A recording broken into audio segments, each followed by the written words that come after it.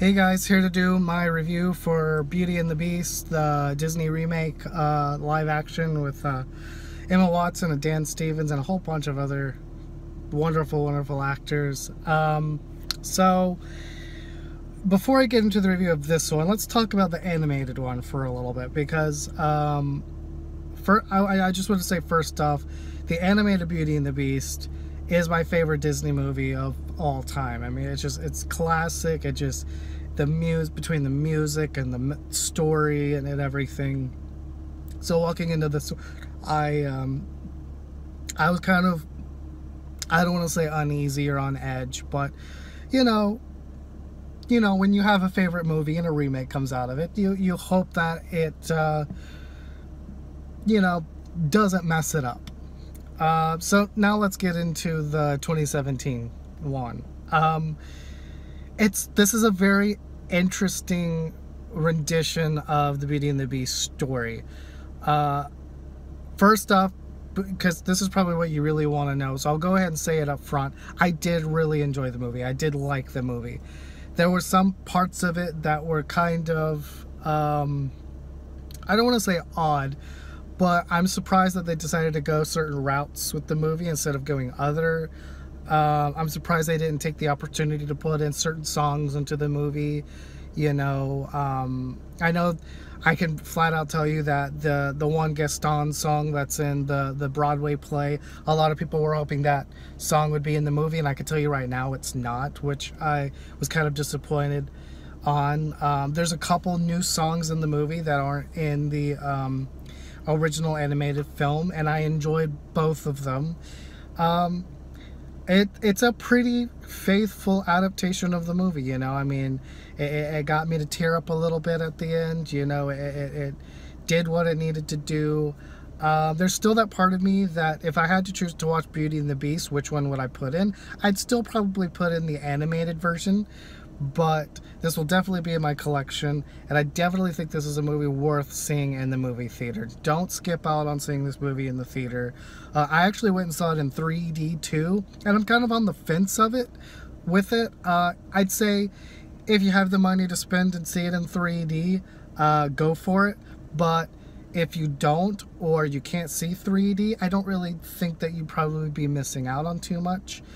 But this is one that I really wanted to see 3D because I felt like they could really, take advantage of it with a movie like this. And they did, and they didn't. It's like a lot of 3D movies nowadays. It's like, it's like they kind of get it, but they don't in other places. I thought everyone was brilliantly cast. I mean, I think Luke Evans was the most perfectly cast person in this movie.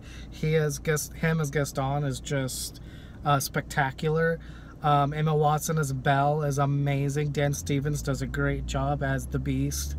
I mean, Ian McKellen and Ewan McGregor and everybody does a wonderful job as the objects in the movie. It's a really good, like I said, it's a really good remake of Beauty and the Beast. You don't have anything to worry about going into this movie. The things that you love about the animated movie is absolutely there, plus you get a little bit more. In closing, my rating for this movie, I'm sitting pretty firmly on an 8.5 out of 10. That's kind of where I'm at, and I don't think that'll change. I don't think that'll change with a second viewing or watching it more. It's everything that I wanted it to be, but it's not. It's not the animated version. I give my hats off to Disney for trying and going for something new, but it's just not better than the animated one, but it's super good. Go see it. Like I said, this will definitely be in my Blu-ray collection when it comes out. It's a really good movie. I think you'll enjoy it. So that's my review of Beauty and the Beast. Yeah, I don't think there's anything else I need to say, so hope to see you guys in the next video. Comment down below if you've seen the movie. Let me know what you thought of it. Peace out. Hey guys, here to film a little extra for my Beauty and the Beast review. As Beauty and the Beast is my favorite Disney movie, I wanted to talk a little bit more about it. I mean, I'm someone I've got the Blu-ray And you know, this literally is my favorite Disney movie, and I wanted to talk a little bit more about it, but I wanted to make sure I did like the review first. That way, if you don't care about this part, you don't have to watch this. This is just a little bit extra. The movie is really good, and I'm not going to take anything away from what I said before or anything like that, you know. But there are a lot of things that come to mind with this, you know. I was actually texting back and forth with a friend of mine that had gone and seen it, and you know, a lot of things, like I said, a lot of things came to mind. It's very different than, it follows all the same beats, and yet it's very different than the original animated film. And you know, I'm worried that a lot of people might go into this with the wrong idea. Consider this my nitpicking section, which is why I called this nitpicks. Because this is where I get a little bit nitpicky between the live action and the animated one, because the way that this movie does really well on, and I'm trying to keep it not specifically spoilery, but I mean, it's Beauty and the Beast. If you've seen Beauty and the Beast in any incarnation, especially any Disney incarnation, then you know the story. So, you know, it's only going to be so spoilery. So mind you, if I'm a little bit more lax with that, but I'm going to try to keep it unspoilery as possible. But there are a lot of differences. The one thing that I felt like they did really well is they really added to the lore of, you know, what's going on. Like, the beginning of the movie is completely different than the animated version, and you get to learn more about the Beast and what he was like before becoming the Beast.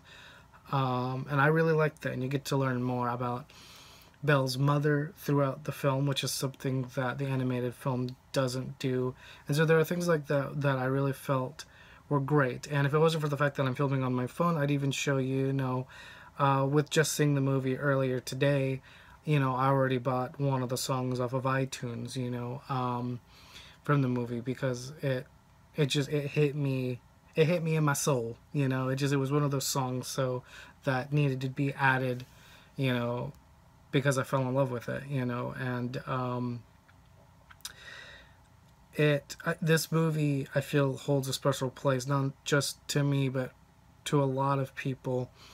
And Disney did something really interesting with this movie, because I felt like they very much appeased the people like me.